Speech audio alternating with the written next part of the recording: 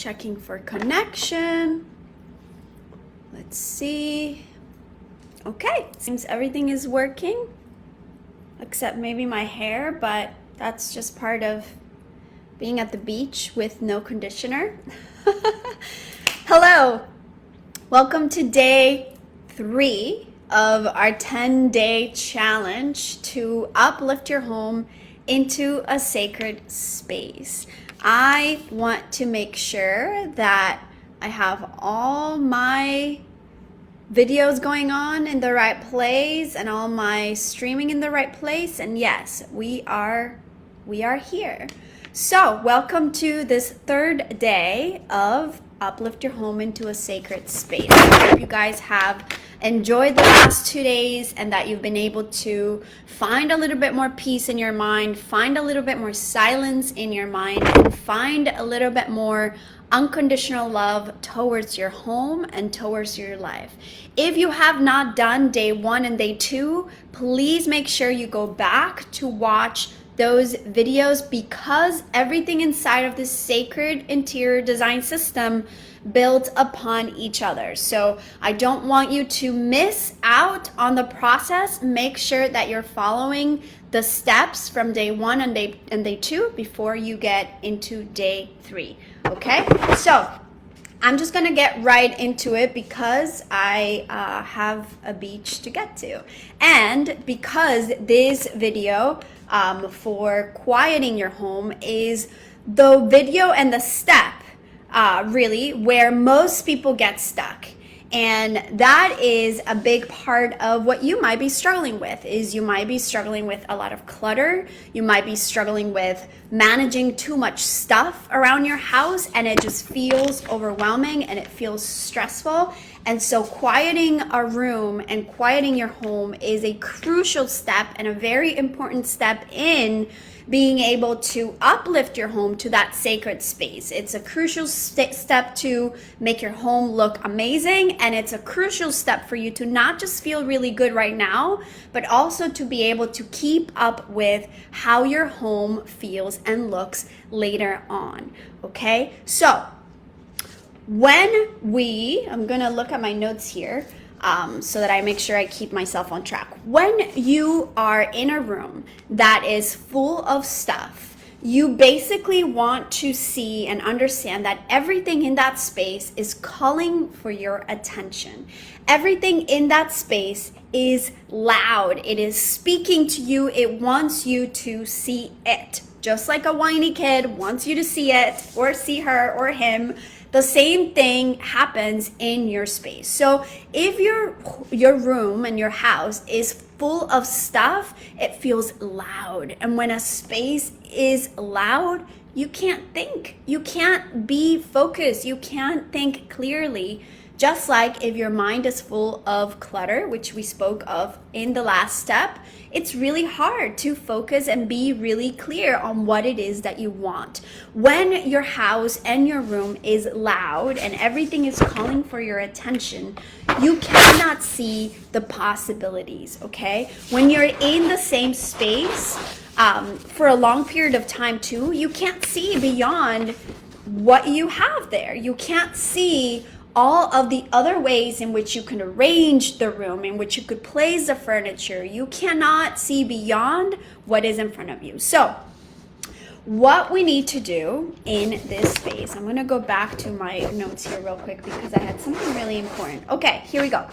In the Facebook group, if you are there, you're going to notice a lot of the people who are engaging in the group, etc., have issues with clutter. So I want to make a little side note before I go into quieting your home. And that is, I'm not going to go super deep into exactly how you get rid of stuff. I'm not going to go into this is how you choose what you donate. This is how you choose what you keep. That is not what I'm doing here. If you need help with that, please make sure you watch other videos I have done about that in particular.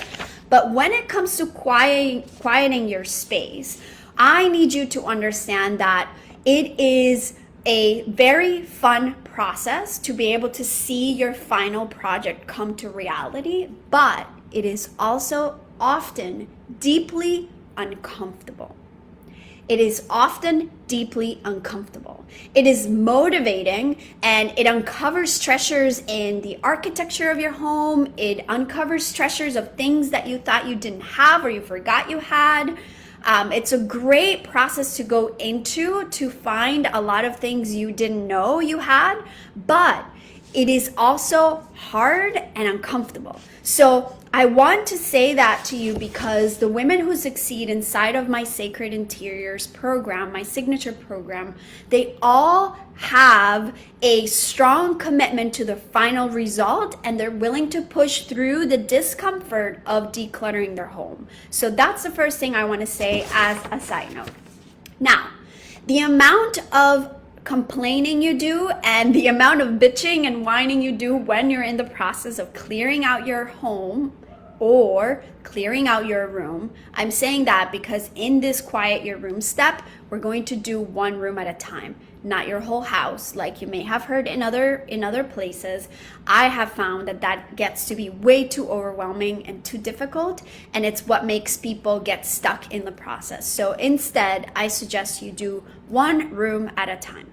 So the more stuff you have, the more you will bitch, whine, and complain. And that is great. That is a sign that you're doing the work. When you bring things to the surface, it is messy. So this step is very messy. You will see a lot of things you had, and you will wonder why in God's name you have been keeping all this stuff.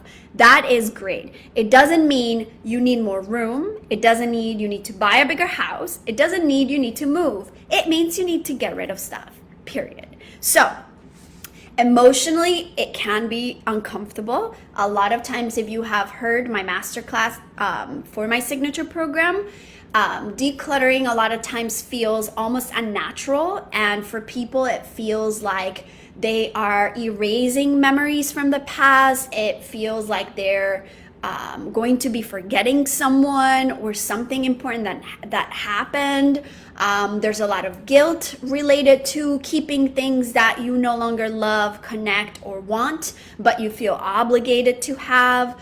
There's a lot of emotional components behind clutter. And again, I'm not going to go into that or into the energetics of that. If you want to know more about it, please check out the videos inside of my Facebook group because I have definitely spoken about that in the past.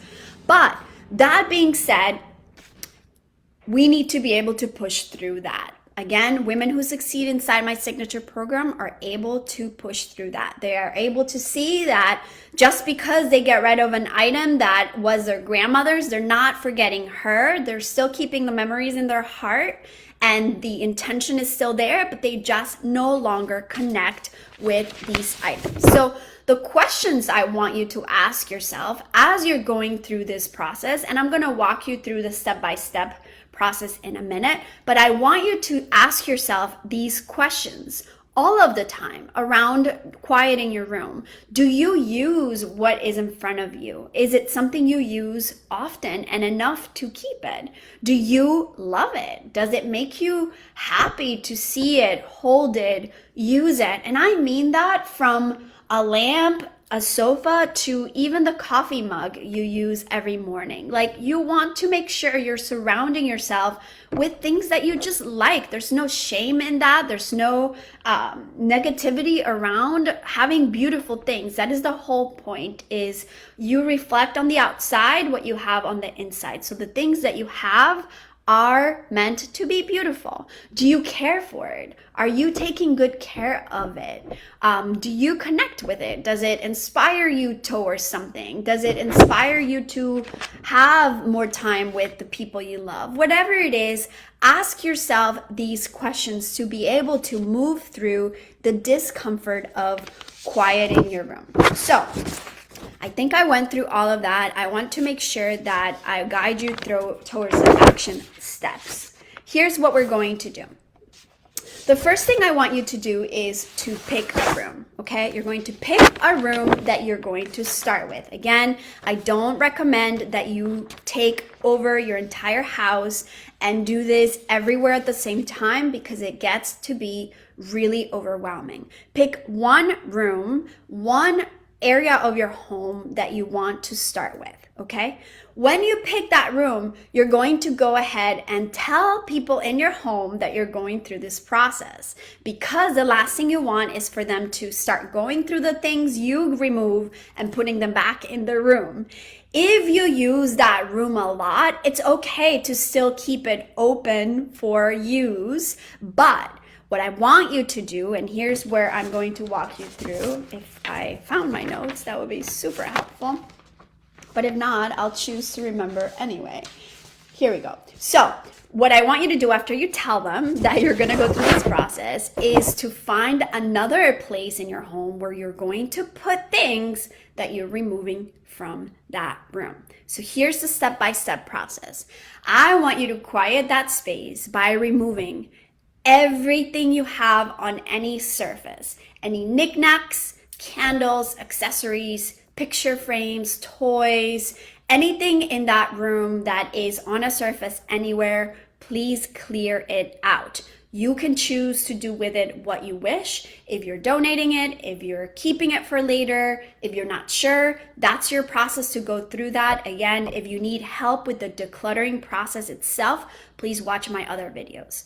You're also going to remove all curtains, lamps, rugs. You're going to roll it up. You're going to remove it from that space. You're going to also remove all wall art, anything that's on the walls. You want that room as quiet and as blank of a canvas as you can imagine. Any large furniture that you have in the room, a bed, a dining table, a sofa, those large pieces can stay as long as you want them there, as long as you're still going to be using them.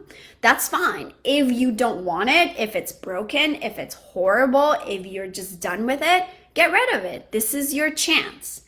Now, when you do that, I want you to have that room quiet for a few days. I normally suggest that you have it quiet for a week, and that's basically the time frame we have for this 10-day challenge, because today is day 3, and so for the next 7 days you're going to have that room open, quiet, and available, and you're going to keep working through the process so that I promise you at the end of the 10 days you're going to have a complete room, furnished and decorated. Even if you don't want to shop for anything new right now, you could probably shop around your own home. But I'm not going to get ahead of the game here. I'm going to keep you in the process. So choose a room to quiet right now.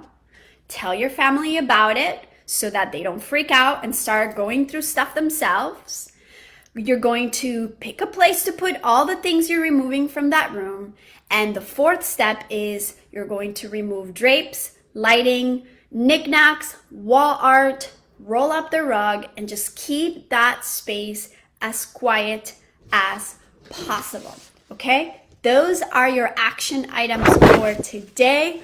Please push through. Use the group for support if you're stuck in a space somewhere. If you're not able to remember what to do, use the group for support. Feel free to DM us. We are open and available to help you through the process during the 10-day challenge. As a bonus, if you guys don't know about the bonus inside of this challenge, if you participate, if you show us pictures of your space, if you share on social media you're participating in this challenge image and tag us, you can win 1 hour of a free sacred design consultation with me, where I will look at your house on Zoom or on FaceTime, and you can show me the room that you've been working on, and I'll give you feedback on anything from the energetics of the space to the layout, to the style, to the placement of everything, and more. So if you want to win that, this is your chance to start getting super active and engaged, participating in the process. I hope you guys have fun quieting your room. One last tip for that: put your hair up, turn on some good music, have a nice coffee or tea while you do it, and have fun. Letting go of the past, letting go of what does not serve you anymore, and opening to possibilities beyond what your eyes can see.